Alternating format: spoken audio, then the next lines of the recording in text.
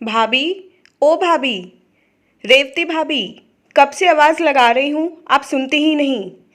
जी दीदी आई। वो बच्चों के एग्ज़ाम चल रहे हैं तो पढ़ाई करवा रही थी।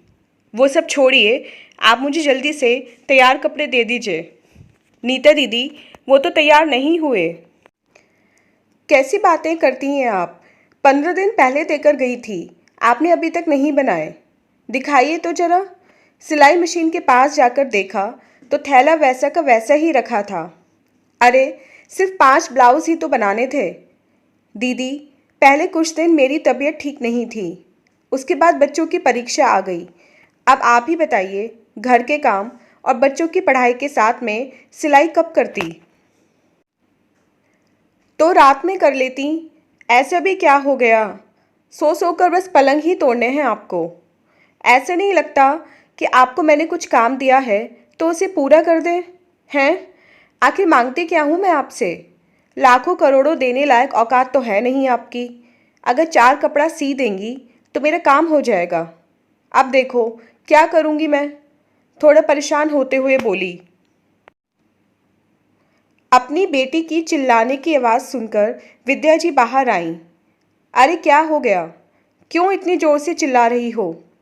माँ देखो ना, भाभी को 4 कपड़े दिए थे सिलने को, उनसे यह भी नहीं हुआ। आखिर सिलाई सीखकर किसके लिए आई हैं जो घर वालों के काम ना आ सके? अरे, तू उसे इतना परेशान क्यों कर रही है? बच्चों की पढ़ाई चल रही है, 2-4 दिन बाद कर देगी। वैसे भी उसने तुझे कभी भी मना नहीं किया। वाह जी, इतनी तरफदारी! आज बेटी के सामने बहू ज़्यादा प्यारी लगने लगी। बस यही दिन देखना रह गया था।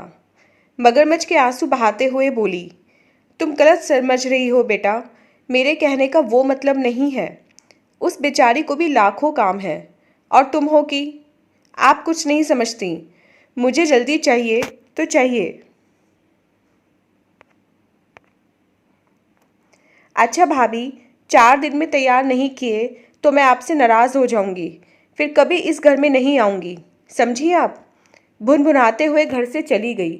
उसके तेवर देख विद्या जी बोली, आजकल इसका कुछ समझ में नहीं आता। पहले तो एक आध कुर्ता ब्लाउज देती थी, अब हर महीने कितना कपड़ा लेकर चली आती है। आखिर कितना कपड़ा खरीद लेती है हर महीने में? अपनी सास की बात सुन रेवती भी सोच रही थी। बात तो सही है, पहले तो ननद रानी इतने कपड़े नहीं लाती थीं। अभी 6 महीने से अचानक इतनी सिलाई के कपड़े क्यों करवाती हैं?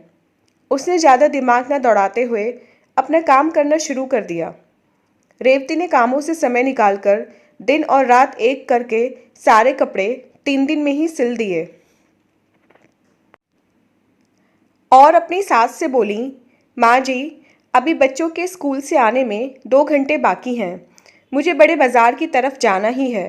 मैं दीदी को उनका सामान पकड़ा आऊँगी। ठीक है बेटा। उस दिन वह बहुत गुस्सा होकर गई थी। एक काम करना, कुछ फल मिठाई भी ले जाना, खुश हो जाएगी। सब कुछ खरीद कर रेवती नीता के घर पहुंची। उसका घर एक बड़ी मल्टी में था। जीजा जी ने कुछ महीनों पहले ही उसी मल्टी में एक बड़ा फ्लैट खरीदा था, तो सारा सामान लेकर वो लिफ्ट में चढ़ गई।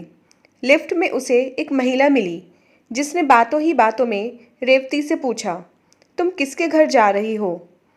वह बोली, यहाँ 204 में मेरी ननद नीता रहती है, उन्हीं के यहाँ जा रही हूँ।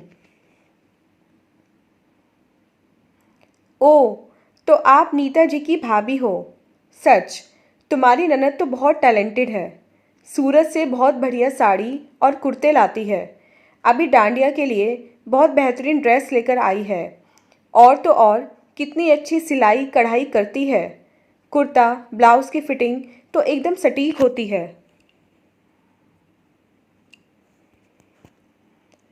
मैंने भी उनसे 2 ब्लाउज़ बनवाए हैं, और अभी एक करवा चौथ के लिए बनवाने को डाली हूँ। साड़ी बहुत महंगी है। डिज़ाइनर ब्लाउज़ बनाने के पूरे 1500 रुपये ले रही हैं मुझसे, मगर काम बेहतरीन है उनका। बेचारी बहुत व्यस्त हैं, वरना समय पर दे देती हैं। कह रही थी 4 दिन रुक जाइए, 5वें दिन सामने रख दूंगी। जबान की एकदम पक्की है। रेवती को सारा मामला समझते देर न लगी। इतना बड़ा धोखा! ननद रानी अपने आप को समझती क्या है? मुझसे इतना सारा काम करवाती हैं और यहाँ खुद दुकान खोलकर बैठी हैं। सोचो, अगर मैंने खुद ही यह काम शुरू किया होता तो आज मेरे खुद का शोरूम होता। यह उन्होंने बिल्कुल अच्छा नहीं किया मेरे साथ। गांव में रहने वाली रेवती की शादी अमित से हुई। घर में सीधी सादी सास विद्या जी और बड़ी ननद नीता। शादी के बाद जब नीता को पता चला कि उसकी भाभी सिलाई कढ़ाई में निपुण है और सिलाई कढ़ाई कर अपना शौक पूरा करना चाहती हैं, मगर नीता ही थी जिसने सबसे ज़्यादा इस बात का बहिष्कार किया। क्या मिश्रा खानदान की बहू दर्जी बनना चाहती है? हमारे भैया इतना कमाते हैं, कोई ज़रूरत नहीं। हमारे घर में आज तक किसी ने ऐसा कोई काम नहीं किया। सारा समाज, लोग क्या कहेंगे? आपकी वजह से हमारे घर में लोग फटे पुराने कपड़े सिलवाने आएंगे। बिल्कुल नहीं, मैं ऐसा छोटा काम अपने घर में नहीं होने दूंगी। ऐसा बोल उसने रेवती के सारे सपनों पर ग्रहण लगा दिया था। जी, आपने क्या नाम बताया अपना? सुधा।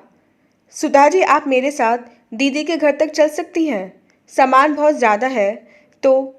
हाँ हाँ, क्यों नहीं, आप तो अपनी ही हैं। आपकी मदद करने में कैसी शर्म।